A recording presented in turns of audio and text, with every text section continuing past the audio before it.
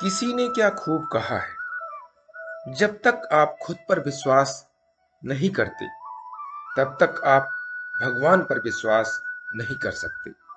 नमस्कार दोस्तों, मेरा नाम प्रेम प्रकाश पांडे है। आज अपने चैनल पर एक नई बेहतरीन मोटिवेशनल स्टोरी लेकर के आया हूँ। आज की स्टोरी से हम सीखेंगे कि परोपकार और सरल स्वभाव के मनुष्य के साथ हमेशा भगवान अच्छा ही करता है। तो चलिए, चैनल को सब्सक्राइब नहीं किया है, सब्सक्राइब कर लीजिए और सुनते हैं यह स्टोरी जिसका शीर्षक है भगवान पर विश्वास। बहुत ही बेहतरीन स्टोरी है, बहुत ही आनंद मिलेगा। चलिए आगे सुनते हैं।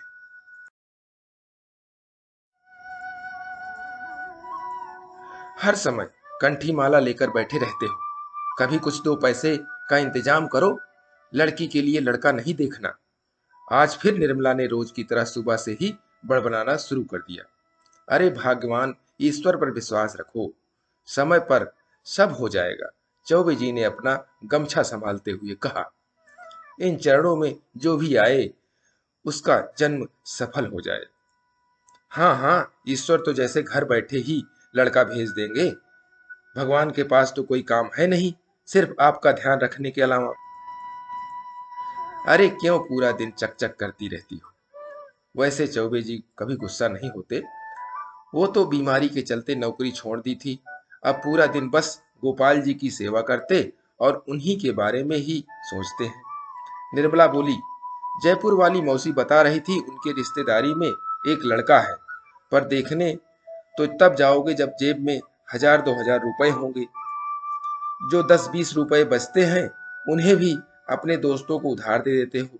आज तक लौटाए हैं किसी दोस्त ने? पर आज तक कभी किसी चीज की कोई कमी हुई है? नहीं ना, आगे भी नहीं होगी। ईश्वर की कृपा से तुम तो मुझे भजन भी नहीं करने देती। चौबे जी ने कहा। भजन की करना था तो शादी क्यों की? अब क्या वो बैठे बिठाए तुम्हारी लड़की शादी भी कर जाएंगे? चौबे जी, हाँ रहने दो बस। यह लो थैला पकड़ो और जाओ बाजार से रसोई के लिए सामान ले आओ। और हाँ, जिस लड़के के बारे में मैंने बात की है उसके बारे में जरा सोचना, परसों जाना है तुम्हें। अब थोड़े बहुत पैसों के लिए हम एफडी तो तुड़वाएंगे नहीं, सो जो यार दोस्तों को उधार दे रखे हैं उनसे जरा मांग लो। थैला लेकर चौबे जी निकल तो गए, लेकिन विचार यही है मन में, पैसों का इंतजाम कैसे होगा। सब्जी लेने से पहले जरा अपने एक दोस्त से अपने पैसों की बात कर ली जाए। जिस दुकान में काम करता था वो पास ही है। मोहनलाल ने अपने मित्र को देखा तो गले लगा लिया। अरे चौबे जी, कैसे आना हुआ? कुछ ना भैया, कुछ समस्या आन पड़ी। परसों पैसों की सख्त जरूरत है। अपने ही पैसे चौबे जी ऐसे मांग रहे हैं जैसे उधार मांग रहे हो। देखता हूँ साहब तो बीमार है, 4 दिन पहले ही दिल का दौरा पड़ा था। अभी 10 दिन पहले ही विदेश से आए हैं। वैसे तो ऐसे 600 रूम हैं उनके पास, पर चलो 1-2 दिन में मैं आएंगे तो मांग करके तुम्हें दे दूंगा। और बताओ बिटिया ठीक है? कैसा चल रहा है उसका योगा क्लास? बढ़िया चल रहा है। सुबह 5 बजे जाती है, पूरा 5000 कमाती है। चौबे जी ने बड़े गर्व से कहा।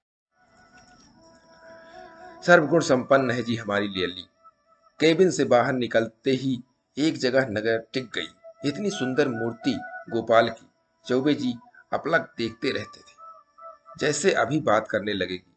तभी मोहनलाल ने ध्यान भंग करते हुए कहा, बड़े साहब ने आर्डर पर बनवाई है, बाहर से बनकर आई है, ऐसी 2 बनवाई है। रास्ते भर मूर्ति की छवि उनकी नजरों से ओझल नहीं हो रही थी। काश वो मूर्ति उनके पास होती।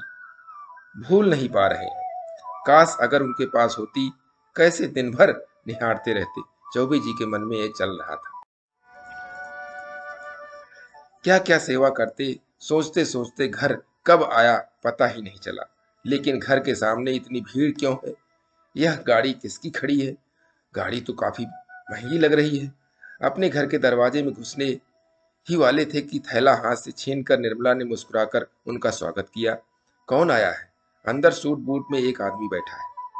चौबे जी को देखते ही वो हाथ जोड़कर खड़ा हो गया। राधे राधे चौबे जी ने कहा। बैठिए, पर क्षमा कीजिए, मैंने आपको पहचाना। अरे आप कैसे पहचानेंगे, हम पहली बार मिल रहे हैं। उसने बड़ी शालीनता के साथ जवाब दिया। जी कहिए, मैं आपकी क्या सेवा कर सकता हूँ? दरअसल मैं आपसे कुछ मांगने आया हूँ। चौबे जी सोच में पड़े थे, जाने वह क्या मांग ले, और इतने बड़े आदमी को मुझसे क्या चाहिए।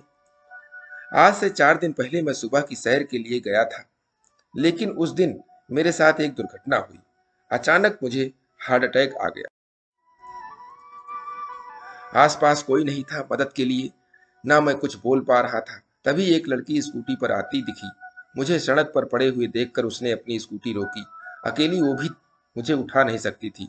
फिर अपनी स्कूटी से दूर से दुकान पर जाकर एक आदमी को बुला कर लाई। उसकी मदद से उसने मुझे अपनी स्कूटी पर बिठाया और मुझे हॉस्पिटल लेकर गई। अगर थोड़ी सी भी देर हो जाती तो शायद मेरा अंत निश्चित था। और वो लड़की कोई और नहीं, आपकी बेटी थी। उस आदमी ने हाथ जोड़ते हुए कहा, अगर आप लायक समझें तो मैं अपने बेटे के लिए आपकी बेटी का हाथ मांगता हूँ। और जो अनजान की मदद कर सकती है वो अपने परिवार का कितना ध्यान रखेगी। चौबे जी एकदम जड़ हो गए। वह विश्वास नहीं कर पा रहे थे कि हे ईश्वर, क्या यह सब सच में हो रहा है, कि मुझे किसी के दरवाजे पर न जाना पड़े। इस स्थिति से बाहर निकलने भी नहीं थे कि तभी उन्होंने अपने पास रखे हुए बैग में से एक बॉक्स निकाला, उन्हें देते हुए कहा कि सगुन का एक छोटा सा उपहार है, मना मत करना। चौबे जी ने खोलते हुए देखा। इसमें वही गोपाल जी की मूर्ति थी जिसे अभी शोरूम में देख कर आए थे, जो आंखों के सामने से ओझल नहीं हो रही थी, जिसे देखते ही मन में से एक ख्याल आया था कि काश मेरे मंदिर में होती। आज ऊपर वाले ने प्रमाणित कर दिया कि मुझे उनका जितना ख्याल है उससे कहीं ज्यादा उन्हें मेरा ख्याल है, ऐसा चौबे जी के मन में आया। तो दोस्तों, ये छोटी सी कहानी हमें सिखाती है कि अगर हम सरल स्वभाव और परोपकारी हैं तो हमारा भी कभी अनहित नहीं होगा। और आप मोटिवेट होने के लिए प्रतिदिन सुबह 5:30 बजे एक नई कहानी, एक नई उमंग से दिन की शुरुआत करते रहें। तब तक के लिए छोटों से मिले प्यार और बड़ों से मिले आशीर्वाद और भगवान के सहारे के साथ यही कहूंगा कि काम तो सभी करते हैं, पर काम करो कुछ ऐसा कि उदाहरण बन जाए। ये स्टोरी आपको अच्छी लगी तो लाइक कर दीजिए, शेयर कीजिए अपने इस मित्रों में भी, और कमेंट्स कीजिए।